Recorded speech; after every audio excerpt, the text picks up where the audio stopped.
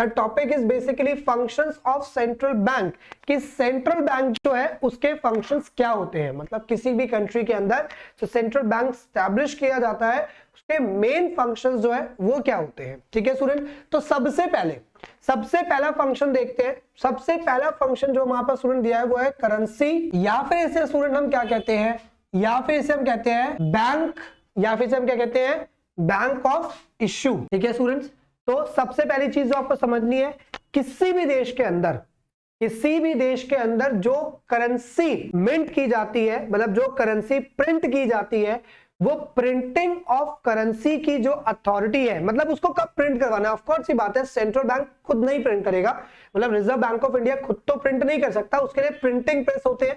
और of course ये बात है वो प्रिंटिंग प्रेस नहीं है जिस प्रिंटिंग प्रेस पे आपके न्यूज़पेपर या आपकी बुक्स या हमारी बुक्स या फिर जो भी चीजें पब्लिश होती हैं।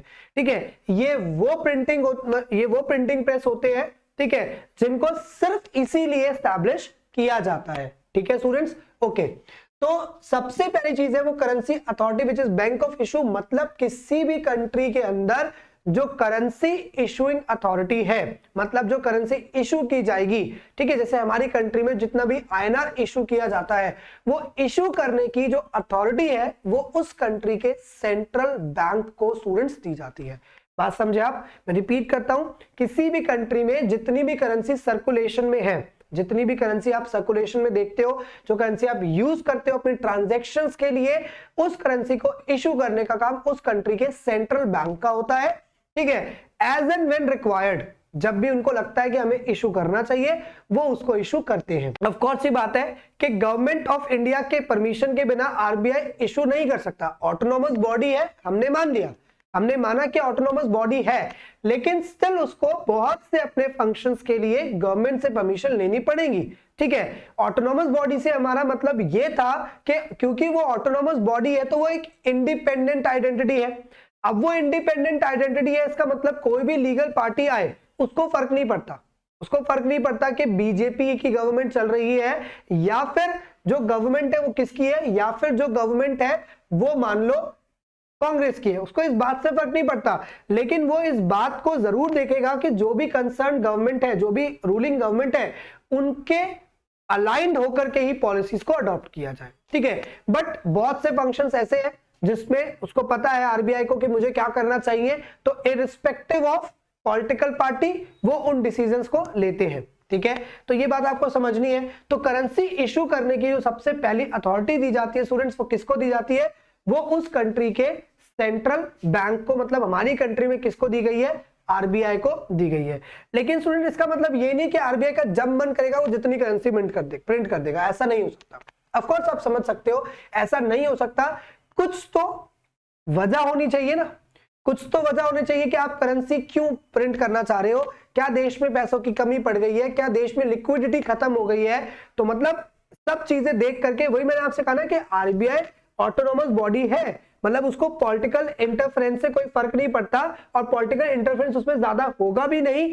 लेकिन भाई आपकी भी तो रिस्पॉन्सिबिलिटी बनती है, जब आप अपनी कंट्री के अंदर करेंसी इशू कर रहे हो तो आप पहले पूछोगे ना, गवर्नमेंट ऑफ इंडिया से बात तो करोगे कि भाई मैं करेंसी इशू करना चाह रहा हूं, क्यों करना चाह रहा हूं, क्या वजह है, ये सब चीजें।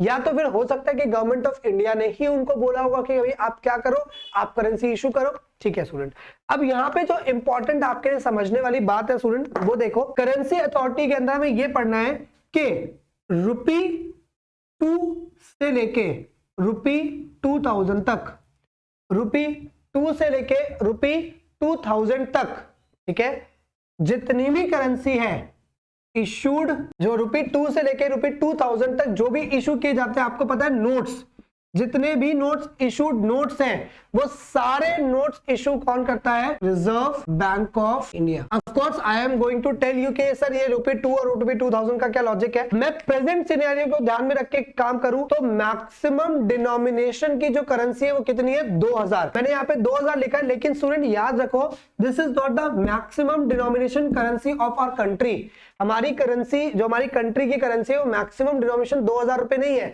हमारी कंट्री के अंदर स्टूडेंट जो मैक्सिमम डिनोमिनेशन की करेंसी है, हम अगर अपने आरबीआई के एक्ट की बात करें, ठीक है, तो आरबीआई का 1934 का जो एक्ट है वो आरबीआई को अलाउ करता है कि आरबीआई मैक्सिमम 10,000 रुपए तक का जो नोट है वो क्या कर सकता है, वो इशू कर सकता है एज एंड रिक्वायर्ड। ऐसा तो मैंने कहा ना अगेन, ऐसा थोड़ी ना कि मन किया जी प्रिंट कर दिया, ऐसा कभी भी नहीं होता स्टूडेंट, ठीक है। ये मैंने आपको इन्फ्लेशनरी डिफ्लेशनरी गैप में बताया ही था कि अगर आप जितने आपके मार्केट में गुड्स एंड सर्विसेज हैं उससे ज्यादा करेंसी प्रिंट कर दोगे तो it will directly lead to inflation, ठीक है। सो आरबीआई कभी भी या कोई भी सेंट्रल बैंक कभी भी ऐसा नहीं करेगा कि इररिलेवेंट करेंसी मिंट करेगा, क्योंकि करेंसी ज्यादा हो जाए, मीन लिक्विडिटी ज्यादा हो जाए तो इन्फ्लेशनरी गैप आ जाएगा, ठीक है। अगर करेंसी ज्यादा हो जाए तो इन्फ्लेशनरी गैप आ जाएगा, और उसी हिसाब से करेंसी कम हो जाए, लिक्विडिटी कम हो जाए, मींस मनी सप्लाई देश में कम हो जाए तो गरीबी आ जाएगी, ठीक है। क्योंकि फिर लोगों के पास खाने के लिए पैसा ही नहीं रहेगा। ज्यादा लिक्विडिटी हो गई वो दिक्कत है, ज्यादा लिक्विडिटी बहुत कम हो गई तो दिक्कत है। तो there should be a balance, stabilization करना पड़ता है। कोई भी कंट्री का central bank means Reserve Bank of India हमारी कंट्री में करेंसी स्टेबलाइजेशन के ऊपर पूरा ध्यान देता है कि ना ही इन्फ्लेशनरी गैप होना चाहिए ना ही डिफ्लेशनरी गैप होना चाहिए। That we are going to study as a function of RBI. अभी हम थोड़ी देर में पढ़ने वाले हैं कि आरबीआई का ये फंक्शन भी होता है और वो ऐसा कैसे कर पाता है, ठीक है स्टूडेंट। तो ₹2 से ₹2000 तक के जितने भी करेंसी नोट्स है उसका नोट्स की बात कर रहा हूं स्टूडेंट, नोट्स की। तो वो नोट्स कौन प्रिंट करता है, उन नोट्स को प्रिंट करने की अथॉरिटी किसको दी गई है, किसी भी देश के सेंट्रल बैंक को, और इंडिया में रिजर्व बैंक ऑफ इंडिया को दी गई है। अब आपको डेफिनेटली एक बात पूछने का बहुत ज्यादा मन कर रहा होगा, अगर आपने ₹2 से लेकर 2000 लिखा है और आपने एक चीज को बहुत स्ट्रिक्टली बार बार एम्फेसाइज किया है कि सर नोट, तो जरा इसके पीछे का लॉजिक बता दो कि ₹2 से लेके 2000 क्या है, ठीक है। ये तो 2000 समझ में आ गया। अब ₹2 से क्यों, ₹2 से ही क्यों सर, ₹1 भी तो करेंसी है, हमारी करेंसी तो ₹1 भी है। तो स्टूडेंट समझो, जो नोट इशुइंग अथॉरिटी है, ये नोट इशुइंग अथॉरिटी आरबीआई को किसने दी, ये नोट इशुइंग अथॉरिटी आरबीआई को दी है आरबीआई एक्ट 1934 में।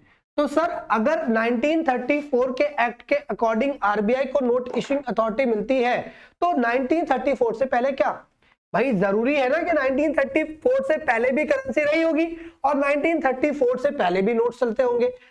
तब नोट्स की रिस्पॉन्सिबिलिटी किसकी थी, तब नोट्स कौन देखता था या कॉइन्स कौन देखता था। तो स्टूडेंट अब बात करते हैं यहाँ पे जो सबसे इंपॉर्टेंट रोल प्ले करता है वो कौन है। यहाँ पे सबसे इंपॉर्टेंट रोल प्ले करता है हमारा गवर्नमेंट ऑफ इंडिया। अब सर गवर्नमेंट ऑफ इंडिया के तो बहुत सारे पार्ट है ना, रेलवेज भी उसी में आ रहा है, टेलीकम्युनिकेशन भी उसी में आ रहा है, ठीक है, और इंडस्ट्री टेक्सटाइल्स भी उसी के अंदर, बहुत सारी चीजें आ रही है सर, एजुकेशन। तो कौन, गवर्नमेंट ऑफ इंडिया की एक बॉडी है स्टूडेंट जिसे हम क्या नाम से जानते हैं, ministry of finance, right student. इसे हम किस नाम से जानते हैं, इसे हम जानते हैं मिनिस्ट्री ऑफ फाइनेंस के नाम से। So RBI is responsible to print, again you word समझ लेना student, print. RBI is responsible to print any currency denomination notes ranging from ₹2 to ₹2000 depending on the maximum denomination currency. अगर 2000 चल रहा है भी 2000 रुपए तक का स्पेंड करेगा, मान लो कल को 5000 या 10,000 हो जाए तो 10,000 तक का नोट छापने की पूरी रिस्पॉन्सिबिलिटी किसकी है, पूरी की पूरी रिस्पॉन्सिबिलिटी दी गई है आरबीआई को। बट एक्सेप्ट ये सारी करेंसी जो है, ये सारी करेंसी जो प्रिंट करेगा ₹2 to ₹2000, मैं यहां पे लिख रहा हूं ₹2 to ₹2000, ठीक है, इज प्रिंटेड बाय, ठीक है, और यू कैन से इशूड स्टूडेंट। अगेन मैं कह रहा हूं प्रिंटेड से मतलब ये मत समझना छाप रहा है आरबीआई, आरबीआई नहीं, वो आपके प्रिंटिंग प्रेस होते हैं अलग अलग, ठीक है। तो प्रिंटेड या इशूड बाय आरबीआई। तो सर यहां पे डाउट ये आता है कि हमने ₹1 का नोट भी तो देखा है, वो कहां गया, और जितने भी करेंसी में कॉइन्स है वो कहां गए। ठहरो बताता हूं, बाय आरबीआई। अब आपको याद रखना है except what sir, except ₹1 note, ₹1 coin, या फिर जितने भी कॉइन्स हैं, ठीक है स्टूडेंट्स, एक्सेप्ट ₹1 नोट या फिर कॉइन, या जितने भी कॉइन्स हैं, जितने भी कॉइन्स हमारे देश में आते हैं, इनको आरबीआई नहीं टच करता, ठीक है। इनको कौन टच करता है सर, इनको टच करती है हमारी गवर्नमेंट ऑफ इंडिया। मतलब ₹1 का नोट हो गया या कॉइन हो गया या जितने भी अलग अलग डिनोमिनेशन के स्टूडेंट्स आपने कॉइन्स देखे हैं, इन सबको मिंट करने की जो अथॉरिटी है वो अथॉरिटी किसको दी जाती है स्टूडेंट्स? इन सबको मिंट करने की अथॉरिटी दी गई है किसको? Sir government of India, ministry of finance को। अब सर ये अथॉरिटी किसने दी? सर ये अथॉरिटी देने वाले कौन है? ये अथॉरिटी देने वाला है the coinage act 2011, Coinage Act 2011, which is the successor of Coinage Act 1934। ठीक है, 1934 का जो कॉइनेज एक्ट था उसका एक सक्सीडर है आपका कॉइनेज एक्ट 2011। कॉइनेज एक्ट 2011 इस बात को इंश्योर करता है, कॉइनेज एक्ट 2011 इस बात को इंश्योर करता है कि जितने भी कॉइन्स मिंट की जाएंगे, स्टूडेंट समझना यहां पे ध्यान से, जो नोट्स है, in the case of notes के केस में हम क्या यूज करते हैं? हम यूज करते हैं प्रिंटिंग ऑफ करेंसी। लेकिन स्टूडेंट कॉइन्स के केस में वी ऑलवेज यूज मिंट। ठीक है, याद रखना, मिंटिंग ऑफ कॉइन्स। ठीक है, तो कॉइनेज एक्ट 2011 इस बात को इंश्योर करता है स्टूडेंट्स के जितने भी आपके कॉइन्स हैं वो कौन इशू कर सकता है? वो आपकी गवर्नमेंट ऑफ इंडिया, मींस उनका डिपार्टमेंट, मिनिस्ट्री ऑफ फाइनेंस जो है वो इशू कर सकता है। और सर आप कहोगे लेकिन एक बात बताओ, कॉइनेज एक्ट है ना वो, तो कॉइनेज एक्ट नोट को कैसे कवर कर रहा है? नोट के लिए तो अपने आरबीआई कहा था। स्टूडेंट एक बात समझना, जो कॉइनेज एक्ट है उसमें इस बात को मेंशन किया गया है कि भाई कॉइन की फॉर्म क्या होंगी। भाई कॉइनेज एक्ट पास किया गया तो एक एक चीज उसमें कॉइन के बारे में लिखी होगी, तो उसी एक्ट में इस बात को भी जिक्र किया गया कि जो कॉइन है, कॉइन की physical form can be a metal can be gold, silver, bronze, copper, किसी भी तरीके का मेटल, और it can be a piece of paper as well. मतलब कॉइनेज एक्ट कॉइन को एक पेपर से भी डिनोट कर सकता है। कॉइनेज एक्ट ये कहता है कि मेरे कॉइन का मतलब आप उस कॉइन से कोइंसाइड मत करो, जिसे तुम सिक्का, लोहे का कोई सिक्का समझ लेते हो, तुम उसे इसको क्या मत करो, कोइंसाइड मत करो। मेरे कॉइनेज एक्ट के अकॉर्डिंग मैं इस बात को इंश्योर करता हूं कि जो कॉइन होगा उसकी जो फिजिकल फॉर्म होगी वो कुछ भी हो सकती है। वो फिजिकल फॉर्म एक गोल्ड के फॉर्म में हो सकता है, वो फिजिकल फॉर्म जो है सिल्वर की फॉर्म में हो सकता है, वो फिजिकल फॉर्म कॉपर की फॉर्म में हो सकता है, और वो फिजिकल फॉर्म एक पीस ऑफ पेपर भी हो सकता है। तो वो पीस ऑफ पेपर जिसे हम नोट समझ रहे हैं कॉइनेज एक्ट के according, that is not note, that is coin in itself. वो कॉइन ही है, तो अगर वो कॉइन ही है तो ऑफ कोर्स उसको इशू करने की अथॉरिटी कॉइनेज एक्ट 2011 किसको देता है? मिनिस्ट्री ऑफ फाइनेंस को देता है। ठीक है, और स्टूडेंट्स अब आपको यहाँ पे एक और बात समझनी है कि जितने भी नोट्स हैं, जितने भी करेंसी नोट्स हैं, उन करेंसी नोट्स के ऊपर साइंड बाय आरबीआई गवर्नर, जिनका सर्व करने का जो टेन्योर होता है स्टूडेंट वो कितने टाइम का होता है? फॉर 3 इयर्स, है ना। ठीक है स्टूडेंट, यहां पे ध्यान देना है, आरबीआई गवर्नर की बात की जा रही है, यहां पे यूनियन टेरिटरीज के गवर्नर की बात नहीं की जा रही है। डेफिनेटली आपको पता ही होगा यूनियन टेरिटरी के गवर्नर कोई और होते हैं, they are basically LG, lieutenant governors, right. लेकिन हम यहाँ पे किसकी बात कर रहे हैं? यहाँ पे हम बात कर रहे हैं आरबीआई गवर्नर की। ठीक है, जो कि आरबीआई की हायरार्की के अंदर सबसे ऊपर की पोस्ट होती है। उनके साइन होते हैं, जो भी उस टाइम के टेन्योर के अंदर जो भी गवर्नर रहेंगे उस टाइम पे जितनी भी करेंसी प्रिंट की जाएगी उसके ऊपर उनके साइन को आप देखते हो इंप्रेशन दिया जाता है। ठीक है, तो उसी तरीके से मिनिस्ट्री ऑफ फाइनेंस कॉइन्स को इश्यू कर रही है। तो अगर कॉइन को इश्यू कर रही है या फिर ₹1 के नोट को, नोट जो कि मैं नोट नहीं बोलूंगा, हम बोलेंगे वो ₹1 का जो पेपर है, ठीक है, वो क्या है? ₹1 का एक पेपर। तो वो पेपर एक्चुअली में क्या है? कॉइन ही है कॉइनेज एक्ट के अकॉर्डिंग। तो अगर वो ₹1 का पेपर हुआ, ठीक है, तो इसको साइन किया जाएगा, signed by whom? Signed by finance secretary. ये कौन साइन करेगा? सर ये साइन करेगा फाइनेंस सेक्रेटरी, जो भी उस कंट्री का फाइनेंस सेक्रेटरी होगा। Neither by government of India, neither by ministry, finance minister, neither by RBI governor, neither by prime minister, president, it is signed by finance secretary, जो भी finance secretary होंगे वो उसके ऊपर क्या करते हैं, वो उसके ऊपर अपना साइन करते हैं। But sir in case of coin which is a physical form of coin in the form of metal, this coin is in the form of paper and these coins are in the form of metal। तो अगर ऐसा होगा तो आपने ध्यान से देखना, अगर अभी जेब में सिक्का है तो निकाल के देखो, नहीं है तो बाद में देखना, उस पे आपको ऐसे लिखा होता है गवर्नमेंट ऑफ इंडिया, पूरे सर्कल में कवर होता है GOI, गवर्नमेंट ऑफ इंडिया। ठीक है स्टूडेंट्स, तो ये हमारे पास क्या हो गया, that is all about currency authority और बैंक ऑफ इशू की, जो हमारी कंट्री के अंदर करेंसी इशू की जाती है वो कौन कौन कैसे कैसे करता है। ठीक है स्टूडेंट्स, होपफुली आपको ये बात समझ में आई होगी।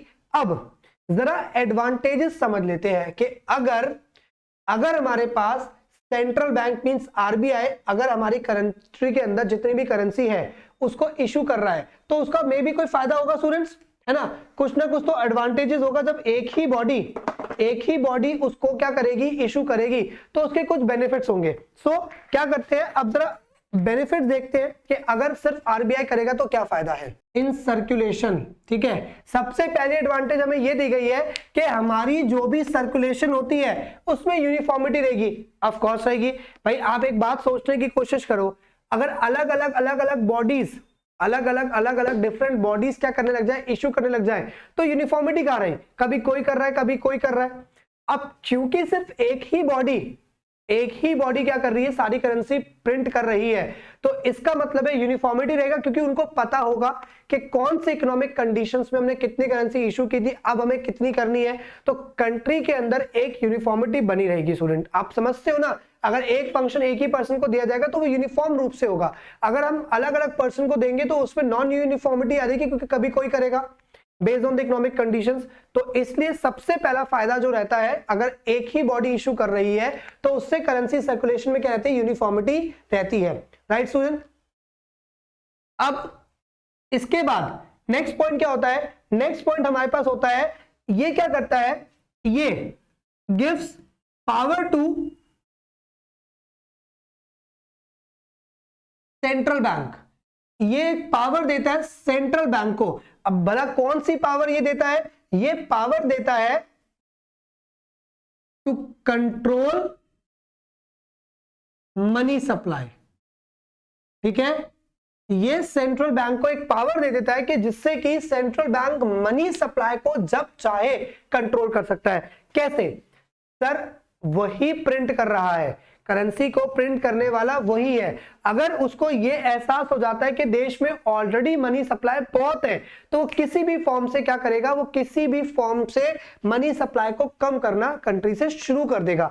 That we will definitely going to study कि किस किस तरीके से मनी सप्लाई कम की जा सकती है, मींस इन्फ्लेशन डिफ्लेशन गैप को कंट्रोल किया जा सकता है। तो क्योंकि देखो, जो मनी सप्लाई हम लोगों के पास, जो सर्कुलेशन में मनी सप्लाई है, वो ultimately it's a part of money supply, और अगर मनी सप्लाई का पार्ट है तो मतलब आरबीआई जब चाहे उसे क्या कर सकता है, कंट्रोल कर सकता है। तो एक फायदा ये हो गया कि in case of inflationary deflationary pressure, RBI has the power to control money supply, तो वो मनी सप्लाई को कंट्रोल करके देश को उन सिचुएशन से बाहर निकाल सकता है। ठीक है, आगे हमारे पास क्या है, आगे हमारे पास सी पॉइंट है, फेथ टू पब्लिक। ये क्या करता है स्टूडेंट, ये पब्लिक को एक फेथ देता है in the currency notes, in the currency notes. अब आपको पता है कि उसके ऊपर अगर रिजर्व बैंक ऑफ इंडिया लिखा है तो कोई भी पर्सन जो आपके देश में है वो रिस्पॉन्सिबल है, वो बाउंड है उसको एक्सेप्ट करने के, है ना। क्योंकि अगर आपको, भाई मान लो मैंने आपसे क्या कहा था, मैंने आपसे पहले भी कहा था, आपको मुझसे पढ़ते पढ़ते मुझ पर ट्रस्ट हो जाए और मैं आपको क्या करूं, मेरी फोटो लगा के नोट दे दूं कि चलो एक काम करो इसको चलाओ, आप कहोगे सर मैं चला तो लूंगा, मुझे कोई दिक्कत नहीं है, मैं आप पे भरोसा करता हूं, मैं आपके भरोसे पे इसे एक्सेप्ट भी कर लेता हूं, लेकिन मैं करता हूं, देश थोड़ी ना करता है। देश तो किस पे भरोसा करता है, देश उस नोट पे भरोसा करता है जिस नोट को किसने इशू किया है, जिस नोट को उस देश के रिजर्व बैंक ऑफ इंडिया ने इशू किया है, क्योंकि उसी पे तो लिखा रहता है ना, आई पे द बेयरर। आपने पढ़ी होगी लाइन स्टूडेंट्स, वो लाइन का मतलब ही क्या है, उस लाइन का मतलब ही है कि आरबीआई उसमें गारंटी लेता है, आरबीआई उसमें गारंटी लेता है कि जो ये 100 रुपए, 10 रुपए, 200 रुपए तुम यूज कर रहे हो, तुम इसके बदले में अपने कोई भी डेट पे कर सकते हो, तुम इससे अपना कोई भी ट्रांजैक्शन कर सकते हो, मैं गारंटी लेता हूं। इसका मतलब ये कि इन केस कोई पर्सन तुम्हें मना कर देता है कि भाई ये मैं नहीं एक्सेप्ट करूंगा, तूने ये क्या ले आया, तो तुम डायरेक्टली मेरे पास आओ, मैं देखूंगा कि वो पर्सन कैसे एक्सेप्ट नहीं कर रहा। राइट स्टूडेंट, तो ये एक तरीके क्या होगी, गारंटी होगी, लोगों का भरोसा हो गया करेंसी नोट्स के अंदर कि अगर आरबीआई है तो वो नोट पे भरोसा है। ठीक है, ये हमारे पास पॉइंट हो गया। उसके बाद क्या हो गया, उसके बाद हो गया क्योंकि एक ही पार्टी को उसको कंट्रोल करना है, तो क्या होता है, इससे स्टेबलाइजेशन,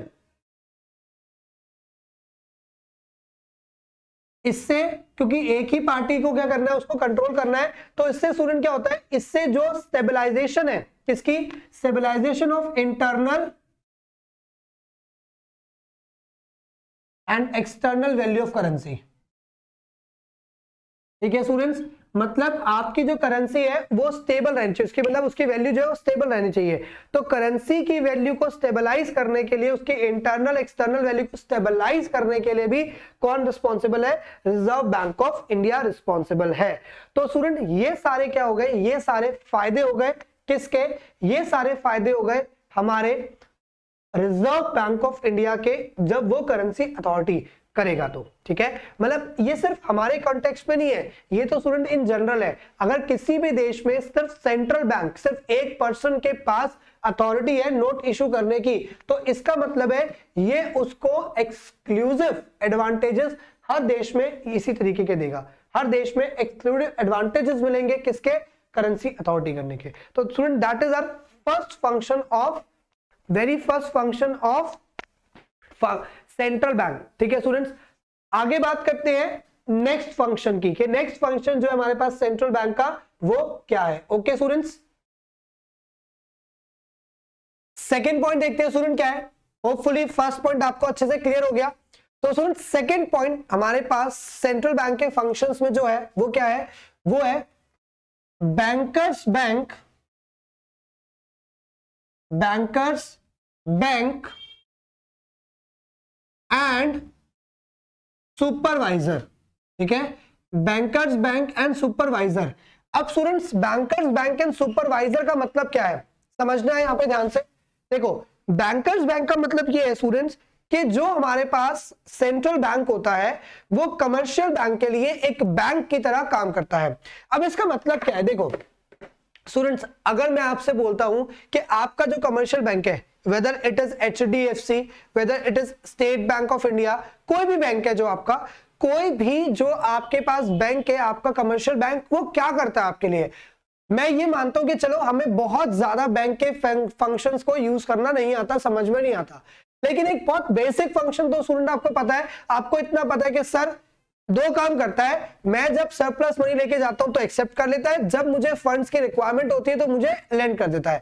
मतलब मैं बैंक से इतना समझता हूं कि वो मेरे पैसे को एक्सेप्ट कर ले, बदले में लोन दे दे।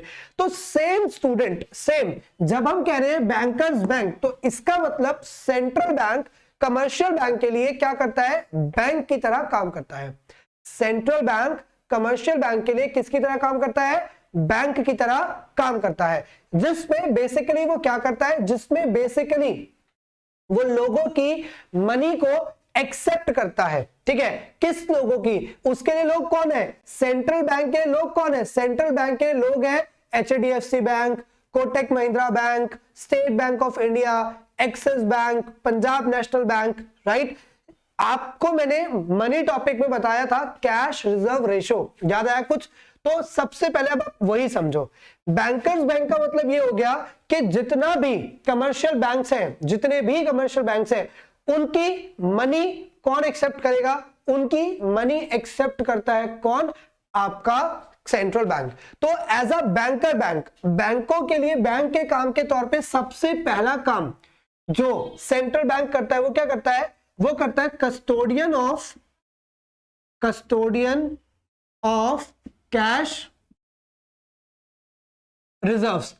सबसे पहला काम क्या करता है, custodian of cash reserves. Now what do we mean by custodian of cash reserves. Students इसका मतलब यह है कि जितने भी आपके पास बैंक्स हैं उन सबको आपको मैंने बताया था बैंकिंग रेगुलेशन एक्ट के अकॉर्डिंग जितने भी हमारे पास कमर्शियल बैंक है सबको एक मिनिमम रिजर्व बनाना पड़ता है। मींस आपको याद होगा मैंने कहा था कि अगर 1000 के डिपॉजिट हुए हैं तो 1000 का कुछ एक परसेंटेज, ठीक है, वो परसेंटेज पे ध्यान नहीं देना स्टूडेंट्स, क्योंकि वो परसेंटेज वेरी करती रहती है, ठीक है। जब सेंट्रल बैंक का मन करेगा तब उस परसेंटेज को वेरी कर दिया जाएगा। तो ये कभी 3% होती है, कभी 5% होती है, कभी 10% होती है, तो ये तो वेरी करती रहती है। तो उसके ऊपर फोकस नहीं कर रहा, कॉन्सेप्ट पे फोकस कर रहा है कि मेंटेन करना जरूरी है। और रोजाना, ऐसा नहीं है कि तुमने आज कर लिया कल नहीं करोगे, नहीं, हर दिन जो तुम्हारे पास पैसा आता है उस पैसे का तुम्हें क्या करना है, डिपॉजिट के तौर पर, रिजर्व के तौर पे तुम्हें सेंट्रल बैंक को डिपॉजिट करना है। तो जितने भी कैश रिजर्व्स होते हैं, यहां पे मैं किसकी बात कर रहा हूं स्टूडेंट, CRR। होपफुली आपको याद आ गया होगा, हमने मनी चैप्टर में पढ़ा भी था जब हमने क्रेडिट क्रिएशन पढ़ा था, ठीक है, सॉरी जब हमने क्रेडिट क्रिएशन में तभी पढ़ा था, अभी मैंने आपको मनी मल्टीप्लाई का टॉपिक पढ़ाया था कमर्शियल बैंक में, तब भी आपने पढ़ा था। तो CRR ये क्या है, कैश रिजर्व रेशो, ये आपको मेंटेन करनी पड़ेगी हर कमर्शियल बैंक को, और वो कहां जाती है, वो जाती है सीधा सेंट्रल बैंक के पास। बिसाइड्स दैट एक रेशो और समझाई थी, याद करो, स्टैट्यूटरी लिक्विडिटी रेशो, ये भी एक रेशो होती है, लेकिन ये कमर्शियल बैंक सेंट्रल बैंक के पास रिजर्व के तौर पे नहीं रखता। ये रेशो जो होती है वो कमर्शियल बैंक कहां डिपॉजिट करता है, इस रेशो को कमर्शियल बैंक डिपॉजिट करेगा किसके पास, याद करो जल्दी से, किसके पास, ये गवर्नमेंट की लिस्टेड सिक्योरिटीज में इन्वेस्ट करेगा वो, ठीक है। चलो, तो पहली चीज, तो जैसे कमर्शियल बैंक हमारे पैसे एक्सेप्ट कर रहा है, वैसे सेंट्रल बैंक कैश रिजर्व्स के तौर पे क्या कर रहा है, किसी भी कमर्शियल बैंक के पैसे को एक्सेप्ट करता है। लेकिन स्टूडेंट यहां पे थोड़ी सी जो चेंजेस है, ऑल्टरेशन है, वो ये है कि जो हम है, हमें तो कमर्शियल बैंक, हम जितना भी अपने अकाउंट में रिजर्व रखते हैं, सरप्लस मनी रखते हैं, सेविंग करते हैं, उसके ऊपर क्या दे देता है, उसके ऊपर इंटरेस्ट देता है। लेकिन जो कैश रिजर्व रेशो आप सेंट्रल बैंक को देते हैं, एज अ कमर्शियल बैंक आप जब सेंट्रल बैंक को देते हैं, उसके ऊपर सेंट्रल बैंक आपको कोई इंटरेस्ट स्टूडेंट नहीं देता। याद रखेंगे, उसके ऊपर आपको कोई भी इंटरेस्ट सेंट्रल बैंक नहीं देगा, प्लीज इस बात को याद रख लें, ठीक है। चलो, ए पार्ट तो हो गया। बी पार्ट, सर ये तो समझ में आ गया कि कस्टोडियन ऑफ कैश रिजर्व, यहां से क्या हो गया, यहां से एक तरीके से जैसे कमर्शियल बैंक ने क्या किया था, मेरे पैसे एक्सेप्ट किए थे, वैसे सेंट्रल बैंक ने एक्सेप्ट कर लिए। लेकिन सर बैंक है तो डेफिनेट सी बात है लोन भी देगा। अब लोन कैसे देगा, उसके लिए भी क्या है, उसके लिए स्टूडेंट जब सेंट्रल बैंक कमर्शियल बैंक को लोन देता है, उसके लिए एक पर्टिकुलर टर्म यूज करते हैं हम, that is lender of the last resort, ठीक है। हमारे पास क्या है, lender of the last resort. Now what do we mean by student lender of the last resort, समझना ध्यान से। Lender of the last resort का मतलब स्टूडेंट ये होता है, मतलब जैसे कि मान लो आपको पता है ना, जब फंड्स को रेज करना होता है, किसी को भी फंड रेज करने तो फाइनेंशियल मार्केट में जाते हैं। अब फाइनेंशियल मार्केट में कौन होता है स्टूडेंट, फाइनेंशियल मार्केट में बैंक खुद होते हैं, फाइनेंशियल मार्केट में नॉन बैंकिंग फाइनेंशियल कॉर्पोरेशंस होते हैं, और सेंट्रल जो हमारी फाइनेंशियल मार्केट है वहां पे क्या होता है, स्टॉक मार्केट पूरा, जहां पे शेयर्स, डिबेंचर, म्यूचुअल फंड, अलग अलग तरीके की सिक्योरिटीज ट्रेड की जाती है। तो जब किसी कमर्शियल बैंक को मनी की रिक्वायरमेंट होती है, ठीक है, जब किसी कमर्शियल बैंक को मॉनेटरी रिक्वायरमेंट होती है, समटाइम ये CRR मेंटेन करने के लिए हो जाती है कि वो CRR कहां से लाए। और समटाइम क्या होता है, समटाइम जो हमारा सेंट्रल बैंक से हमने लोन लिया होता है, इंटरेस्ट नहीं पे कर पाते, किसी भी पर्पस के लिए जब अगर किसी कमर्शियल बैंक को लोन चाहिए तो वो लोन कहां से लाएगा, ठीक है, वो भी जाएगा फाइनेंशियल मार्केट में फंड रेज करने की कोशिश करेगा कि भाई मुझे फंड मिल जाए तो मैं अपनी इस फाइनेंशियल ऑब्लिगेशन जो है उसको पूरा कर लूंगा। लेकिन स्टूडेंट्स होता क्या है, जरूरी नहीं है कि उसको फाइनेंशियल मार्केट में लोन मिल ही जाएगा, ठीक है। फाइनेंशियल मार्केट में स्टूडेंट दो तरह की मार्केट्स होती है, एक होती है कैपिटल मार्केट, एक होती है मनी मार्केट। अगर आप मोर देन अ ईयर की सिक्योरिटीज में ट्रेड करना चाहते हो, मतलब आपको फंड चाहिए जिनको आप 1 साल से ज्यादा समय के लिए यूज करने वाले हो, तो उसे हम कहते हैं कैपिटल मार्केट का पार्ट। लेकिन अगर आपको फंड्स चाहिए जो कि लेस देन अ ईयर, मतलब 1 ईयर के अंदर आप क्या कर लेंगे, उसको इन कैश करवा लेंगे, तो उसके लिए क्या लगेगा आपको, उसके लिए कौन सी मार्केट है, that is your money market. Fair enough, okay, आगे बात करते हैं। तो अगर मान लो सेंट्रल बैंक जो सॉरी कमर्शियल बैंक जो है वो कैपिटल मार्केट से और वो मनी मार्केट से, दोनों ही मार्केट से लोन लेने में फेल हो जाता है, मतलब उसको लोन नहीं मिलता। अब commercial bank is left with no choice, अब कमर्शियल बैंक के पास कोई चॉइस नहीं बचती, rather to take loan from the central bank. ठीक है, उसको सेंट्रल बैंक से ही लोन लेना पड़ता है। समझ रहे हो ना स्टूडेंट? तो lender of the last resort क्यों कहा जाता है सेंट्रल बैंक को? क्योंकि पहले कमर्शियल बैंक अपने एंड पे हर जगह से ट्राई करता है कि मुझे शायद कैपिटल मार्केट से मिल जाए, मुझे मनी मार्केट से मिल जाए, या मुझे किसी भी अदर तरीके से मिल जाए। ठीक है, मुझे बस लोन मुझे मिल जाए। ठीक है, समटाइम एक बैंक दूसरे बैंक को भी अप्रोच करता है। ठीक है, लेकिन अगर किसी भी बैंक से उसे लोन नहीं मिल पा रहा या किसी भी और फाइनेंशियल इंस्टीट्यूशन से उसे लोन नहीं मिल पा रहा, तो it is left with no choice but to take loan from RBI और you can say central bank of the nation. तो इसीलिए यह कहा जाता है कि central bank act as a lender of last resort, क्योंकि जब कहीं से नहीं हुआ तो वही बात है, जब दिल तेरा घबराए आजा प्यारे पास हमारे काहे घबराए, वही सेंट्रल बैंक बोलता है कि कहीं से नहीं मिल रहा ना, मौज लो, कोई दिक्कत नहीं है, मेरे पास आ जाओ, घबराने की जरूरत बिल्कुल भी नहीं है, तुमने भैया मुझे रिजर्व नहीं रखे अपने, मैं तुम्हें लोन दूंगा। ठीक है, तो इसलिए वो देता है। अब स्टूडेंट यहां एक चीज है जो हमें इंपॉर्टेंटली समझनी है। सर एक बात बताओ, यहां पे सेंट्रल बैंक क्या कर रहा है? लोन दे रहा है। यहां पे सेंट्रल बैंक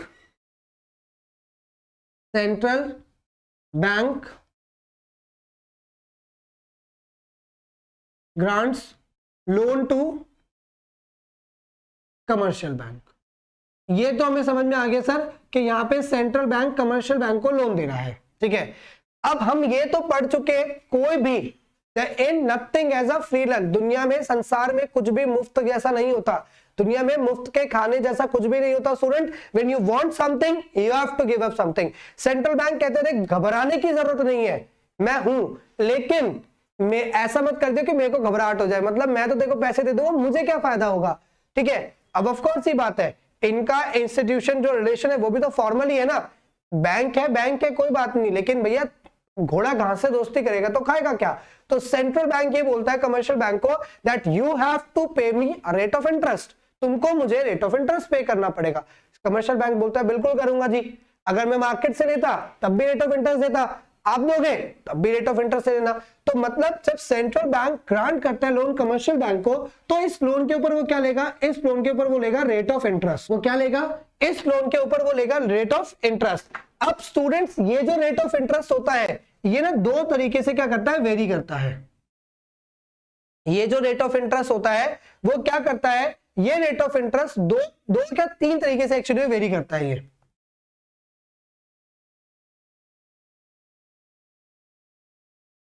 अब ये तीन तरीके से वेरी कैसे करता है? मान लो सम टाइम क्या होता है, सम टाइम कमर्शियल बैंक की रिक्वायरमेंट होती है लोन की बिल्कुल अब भी, मतलब उसे सिर्फ एक दिन के लिए मनी की रिक्वायरमेंट है, सिर्फ एक दिन के लिए। ठीक है, अब सेंट्रल बैंक बोलता है भाई तुमको एक ही दिन के लिए पैसा चाहिए, वो कहता है मुझे सिर्फ एक दिन के लिए पैसा चाहिए। तो स्टूडेंट्स जब आपका सेंट्रल बैंक कमर्शियल बैंक को लोन देता है सिर्फ एक दिन के लिए, तो उसे क्या कहा जाता है? उसे कहा जाता है MSF, that is marginal facility. ठीक है, उसे क्या कहा जाता है? Marginal standing facility. ठीक है, ये तब कहा जाता है जब सिर्फ एक दिन के लिए सेंट्रल बैंक ने कमर्शियल बैंक को लोन दिया है, तो उस रेट ऑफ इंटरेस्ट को हम क्या कहते हैं? MSF, marginal standing facility. ठीक है, अब बात आती है दूसरे की। जनरली जो कमर्शियल बैंक है वो लोन लेता है 2 से लेके 14 दिन तक के लिए। कितने दिन के लिए?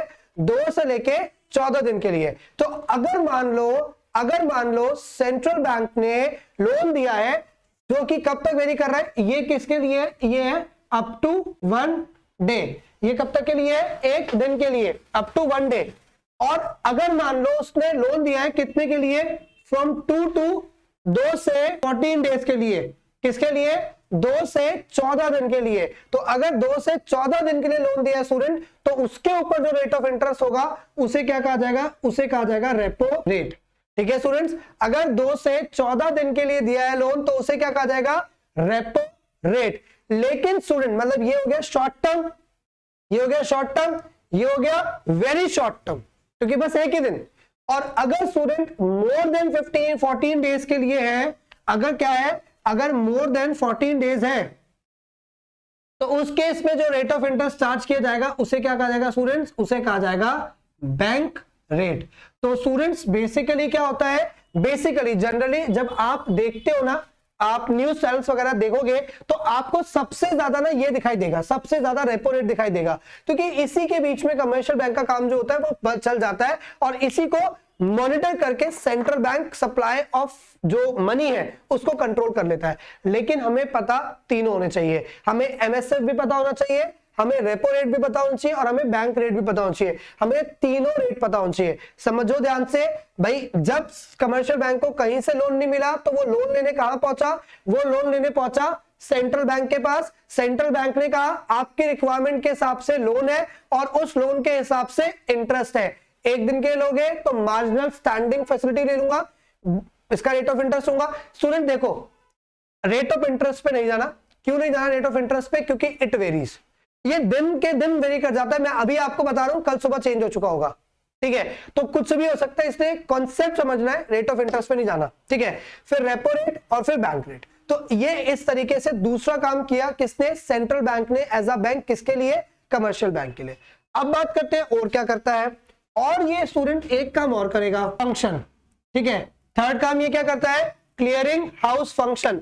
अब बात करते हैं कि क्लियरिंग हाउस फंक्शन क्या होता है स्टूडेंट्स, देखो समझने की कोशिश करना यहाँ पे ध्यान से। आपने मुझे एक फीस पे करी, ठीक है सर, आपने हमें पढ़ाया, आपकी यही फीस, और स्टूडेंट आपने जो मुझे फीस पे करी वो फीस कितनी है, आपने जो मुझे फीस पे करी से वो 5000 है। अब आपका अकाउंट है स्टेट बैंक ऑफ इंडिया के साथ, मेरा अकाउंट है कोटक महिंद्रा के साथ, आपका अकाउंट है स्टेट बैंक ऑफ इंडिया के साथ, मेरा अकाउंट है कोटक महिंद्रा के साथ। तो आप जो चेकलीफ लेके आओगे वो किसकी होगी, वो चेकलीफ होगी स्टेट बैंक ऑफ इंडिया की, ठीक है। मेरा अकाउंट तो किस में है, कोटक महिंद्रा में। मैं कोटक महिंद्रा में जाऊंगा और बोलूंगा जी ये चेक मिला है, मैं उसका पीछे अपना अकाउंट नंबर, अपना नाम और जो स्लिप होती है चेक स्लिप लगा के फॉर्म भर के ड्रॉप बॉक्स में डाल दूंगा, ठीक है। अब एक बात सोच के देखो स्टूडेंट, जो कोटक महिंद्रा वाले हैं, जो कोटक महिंद्रा बैंक है, उस बैंक को किसी भी तरीके से स्टेट बैंक ऑफ इंडिया के अकाउंट को एक्सेस करने की परमिशन तो हो ही नहीं सकती, ठीक है। ये तो ऑब्वियसली बात है, हाईली सिक्योर्ड होगा, तो वो स्टेट बैंक ऑफ इंडिया का अकाउंट कौन एक्सेस कर सकता है, वो स्टेट बैंक ऑफ इंडिया खुद ही कर सकता है, कोटक महिंद्रा तो कर नहीं सकता। तो स्टूडेंट्स होता क्या है, यहाँ पे एक कॉन्सेप्ट क्या काम करता है कि जितने भी चेक होते हैं, जितने भी चेक आप देखते हो, वो सारे चेक वर्किंग डे में बैंकिंग वर्किंग डे के अंदर 12 बजे से पहले दोपहर के 12 बजे से पहले क्या होते हैं, दोपहर के 12 बजे से पहले दूसरी जगह पे क्या किए जाते हैं, भेज दिए जाते हैं, ठीक है। जितने भी चेक होंगे वो सारे क्या किए जाएंगे, वो सारे के सारे भेज दिए जाएंगे 12 बजे से पहले, ठीक है। अब क्या होगा, कोटक महिंद्रा के ड्रॉप बॉक्स में मैंने क्या किया, कोटक महिंद्रा के ड्रॉप बॉक्स में चेक डाल के आ गया। वो क्या करेंगे, वो सारे चेक्स को कलेक्ट करेंगे, वो सारे चेक कलेक्ट होने के बाद कहां जाएंगे, वो सारे चेक कलेक्ट होने के बाद चले जाएंगे सेंट्रल बैंक के पास, ठीक है, सेंट्रल बैंक के पास।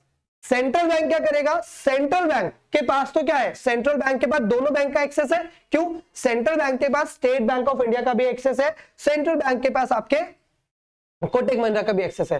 वो क्या करेगा, वो चेक करेगा, state bank central bank cheque करेगा कि कौन सा अकाउंट नंबर है, क्या सिग्नेचर है, मैच किया जाएगा।